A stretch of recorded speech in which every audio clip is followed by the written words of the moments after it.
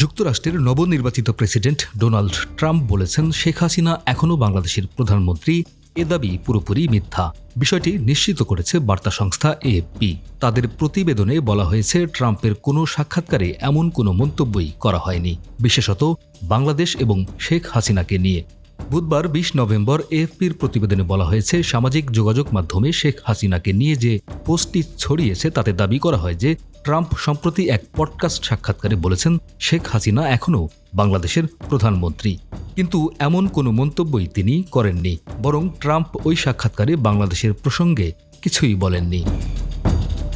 অনুসন্ধানে জানা গেছে, এই মিথ্যা খবরটি ছড়িয়েছে শেখ হাসিনা সরকারের পতনের কয়েক মাস পর। একটি পোস্টে বলা হয়, যুক্তরাষ্ট্রের নবনির্বাচিত প্রেসিডেন্ট ট্রাম্প বলেন, শেখ হাসিনা পদত্যাগ করেননি, তাই তিনি এখনও বাংলাদেশের প্রধানমন্ত্রী। এএফপির ফ্যাক্ট চেক বলছে, এই মিথ্যা দাবির সঙ্গে একাধিক ছবি যুক্ত করা হয়েছিল, যেখানে ট্রাম্পকে পিডিবি পডকাস্টের উপস্থাপক প্যাট্রিক বেট ডেভিডের সঙ্গে আলোচনা করতে দেখা গেছে।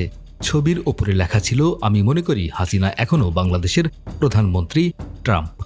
ফেসবুকে এই ধরনের অনেক পোস্ট ছড়িয়ে পড়েছিল, যা ট্রাম্পের বক্তব্য হিসাবে দাবি করা হয়েছিল। এএফপির প্রতিবেদনে বলা হয়েছে, এসব দাবির কোনো ভিত্তি নেই। ট্রাম্প কখনো এমন কোনো মন্তব্য করেননি। বিশেষ করে শেখ হাসিনাকে নিয়ে তার কোনো বক্তব্য নেই। ১৭ অক্টোবর ২০২৪ ট্রাম্পের সাক্ষাৎকারটি পিবিডি পডকাস্ট নামক ইউটিউব চ্যানেলে প্রকাশিত হয়েছিল।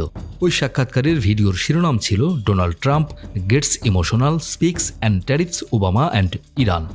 ভিডিওটি ১ ঘন্টা ২৬ মিনিটের এবং সেখানে বাংলাদেশ বা শেখ হাসিনাকে নিয়ে ট্রাম্পের কোনো মন্তব্য পাওয়া যায়নি।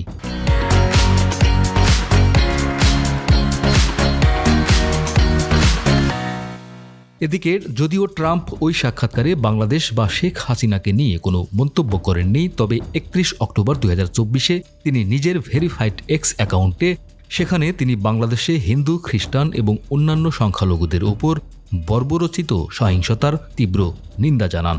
ট্রাম্প আরও লেখেন, বাংলাদেশে দলবদ্ধভাবে সংখ্যালঘুদের ওপর হামলা ও লুটপাট চালানো হচ্ছে। দেশটি এখন পুরোপুরি বিশৃঙ্খল অবস্থায় রয়েছে। ডেস্ক রিপোর্ট, আমাদের সময়।